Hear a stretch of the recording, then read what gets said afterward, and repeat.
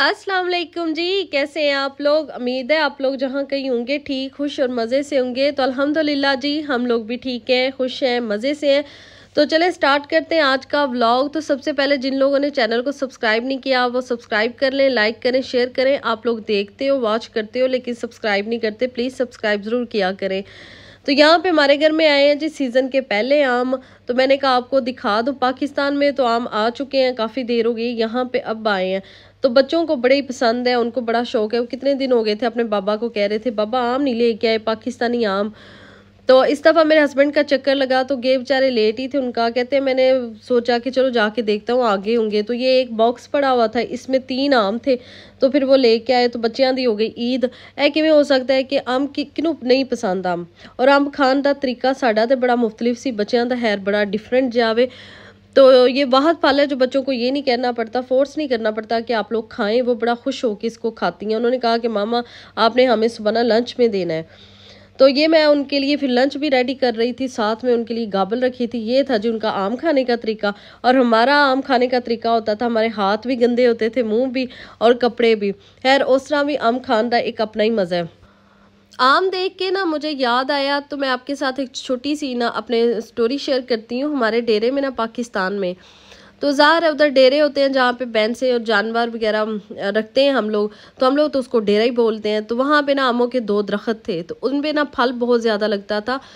तो उस पे ना बड़े बड़े वाले आम नहीं थे लगते, ये जो कैरियाँ होती हैं ना जिनको हम लोग अम्बियाँ कहते थे, ये बहुत ज़्यादा लगता था फल, जिनका अचार वगैरह भी डालते हैं, मुरब्बा भी बनाते हैं। तो माशाल्लाह से उन पे इतना ज़्यादा फल लगना, मेरे दादी अम्मा ने जाना करना, उन्होंने जब उस पर फल लगना करना वो सारा लेके वहाँ से बोरी भर भर लेके आनी करनी। 1-2 बोरियाँ जो होती थी वो लेके आनी भर के। फिर वो उन्होंने सबको मेरी फूफो वगैरह को वो अम्बियाँ देनी करनी और ख़ुद उनका अचार बनाना करना। और इतना मज़े का वो अचार बनता था ना, उन जैसे अचार कोई भी नहीं था बना सकता हमारे घर में। वो अचार भी ख़राब नहीं था होता और उन्होंने सबको देना। और मुरब्बा जो बनता था ना वो मेरी अम्मी बहुत मज़े का बनाती थी। तो उनकी हम लोग अम्बियों की चटनियाँ भी बनाते थे साथ में उनके। फिर हमने उनको रखना तो उन्होंने पक जाना, तो फिर हमने वो खानी भी। तो बड़ा मज़े की है जी वो यादें थी हमारी। आजकल तो बच्चे हैर बड़े नफासत नाल आम खाते ने। आम दे के तो मुझे इतनी चीज़ें याद आ गई, मैंने उनके आपके साथ शेयर की हैं। इसके बाद बच्चों को दोनों को मैंने बेच के तो यासिन की बारी आ गई। तो ये मैं उसके सिंडा से कपड़े लेके आई थी सेल पे। तो हमेशा की तरह एंड पे मैं पहुंची जब सेल ख़त्म होने वाली थी। यासिन की फिर मुझे 1-2 शर्ट सेल से मिली थी, बाकी 1-2 फिर मैंने फुल प्राइस पे ली थी।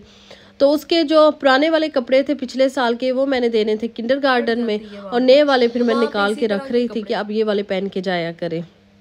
है यासिन दी भी फिर मैं तैयारी शारी कर ली।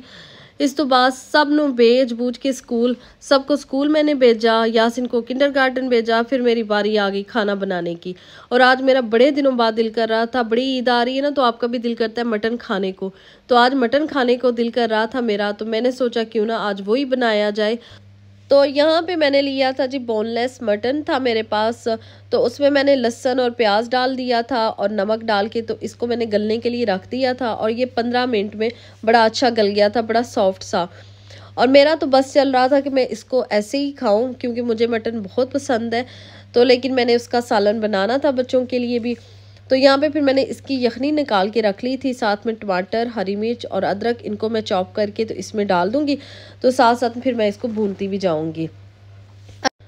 तो यहाँ पे जी है साथ साथ सालन बन रहा है। इसके साथ ही ना मैंने एक चीज़ और आपके साथ शेयर करनी है कि मुझे 1-2 कमेंट्स आए थे कि आप अपने बच्चों को कुरान पाक कहाँ से पढ़ा रही हैं। तो है जी मैं जब नई नई आई थी ना मुझे सबसे ज़्यादा इस चीज़ की टेंशन थी कि मेरे बच्चे जो है ना वो कुरान पाक कैसे पढ़ेंगे। तो तब वो माशाल्लाह से छोटी भी थी, उनको अभी नमाज भी नहीं थी सही आती है। तो फिर इसके बाद मैंने ये चीज़ अपने अब्बू के साथ डिस्कस की। मैं बहुत ज़्यादा इस चीज़ में परेशान थी। तो फिर मेरे अब्बू ने इसमें मेरी बड़ी हेल्प की है। उन्होंने कार साहब को बोला, तो वो पाकिस्तान में कार साहब होते हैं, तो वो पढ़ा रहे हैं। अब मेरे बच्चों को 2 साल हो गए हैं कुरान पाक पढ़ते हुए। अब तो माशाल्लाह से उनका ख़त्म होने वाला है। तो उन्होंने बच्चों को नमाज भी याद करवाई, दुआएँ भी याद करवाते हैं, साथ में तजवीद भी पढ़ा रहे हैं और कलमे भी। और माशाल्लाह से अगर आपका कारी या कारिया अच्छी है तो वो बच्चों को भी फिर उतना ही अच्छा वो बच्चों को कुरान पाक भी पढ़ाएंगे। तो वो बार बार मुझसे कह रही थी कि अगर आपने पढ़ाना है अपने बच्चों को तो मुझसे पढ़ा लें। तो मैंने उनको भी यही बोला था कि मेरे बच्चे पढ़े हैं। तो मैंने मेरा मकसद शेयर करने का इस चीज़ का ये है कि अगर किसी ने कुरान पाक पढ़ाना है अपने बच्चों को तो वो ज़रूर मुझे कमेंट्स में बताएं, फिर मैं उनका लिंक जो है ना वो यहाँ पे शेयर कर दूँगी। तो मैंने उनको भी यही बोला था कि मेरे बच्चे तो पढ़ रहे हैं माशाल्लाह से कुरान पाक, अब मेरी बेटी का तो ख़त्म होने वाला है। तो माशाल्लाह से उसकी तिलावत बहुत अच्छी, वो बहुत अच्छी तिलावत करती है कुरान पाक की। और साथ में कारी जो होते हैं ना, वो अगर बच्चों को, मेरे जो कारी साहब है ना, उन्होंने तो बच्चों को नमाज पे भी इतनी पाबंदी से लगा दी है ना। वो पहले शुरू में तो वो बच्चों की हाज़िरी लगाते थे कि आपने फ़जर की, ज़ोहर की, असर की नमाज़ पढ़ी है। अगर बच्चों की शुरू में जो होती है ना आदत बन जाए ना, तो मुझे लगता है वो फिर सारी ज़िंदगी रहती हैं।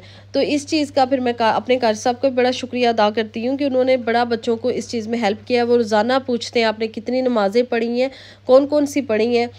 तो वो बच्चों को भी इस चीज़ का डर होता है कि कारी साहब ने हमसे पूछना है। फिर उन्होंने, तो मैंने सोचा कि मैं इस चीज़ को शेयर कर दूं आपके साथ कि मेरे बच्चे कहाँ से कुरान पाक पढ़ रहे हैं। यहाँ पे फिर दोपहर का खाना रेडी हो गया था, मैंने टेबल पे लगाया था और साथ में मैं कबाब और फ्राई कर रही थी और साथ में ताज़ी रोटियां बना रही थी, क्योंकि सारे इकट्ठे हो गए थे, हस्बैंड भी आ गए थे घर पे और बच्चे भी। तो फिर इनको मैं खाना दे रही थी कि अब सारे इकट्ठे हैं तो खाना खा लें अब। इसके बाद यहाँ पे ये देखिए यासिन के काम वो बहन के बाजू पे लगा रहा था प्लास्टर के, आपके बाजू पे चोट लगी हुई है तो मैं आपको पट्टी लगाता हूँ। तो है जी, ये इनके काम थे। इसके बाद जी फिर मैंने कोई वीडियो नहीं थी बनाई और ये रात के 3 बजे का, अच्छा मैं आपके साथ शेयर करती हूँ कि हमारे साथ हुआ क्या था भाई। आप लोग पहले तो मैं आपके साथ इस चीज़ को शेयर करूँ ना, तो अब मैं आपके साथ शेयर करने लगी हूँ कि रात को 3 बजे हमारे साथ कौन सा हादसा हुआ था। ये सारा आप पानी देख रहे हैं, ये अभी मैंने साफ़ की है। ये टॉयलेट में भी पानी था, किचन भी हमारा पानी का भर गया था, जहाँ से हम घर में इंटर होते हैं वो भी पानी, वहाँ पे भी काफ़ी ज़्यादा पानी था।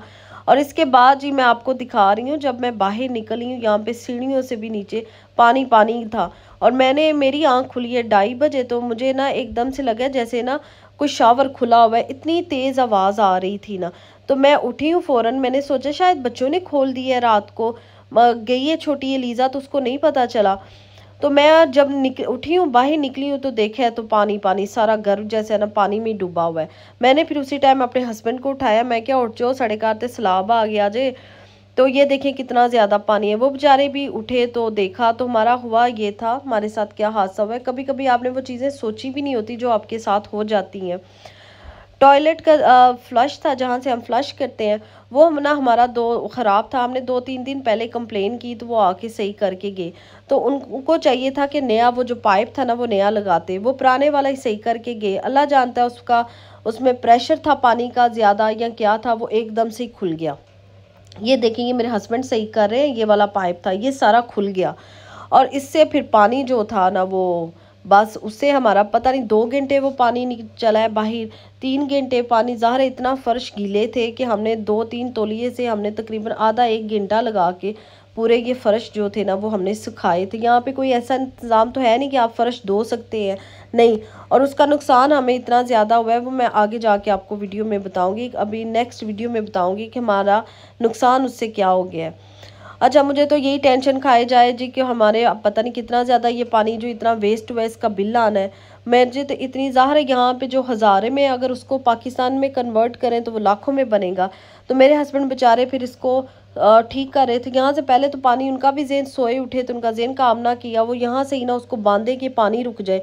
फिर मैंने कहा कि आप नीचे जाएं, वॉल लगे हुए हैं पानी वाले, वो बंद करके आए ताकि पूरे घर का पानी बंद हो, तो इसके बाद इस पाइप को हम ठीक करेंगे।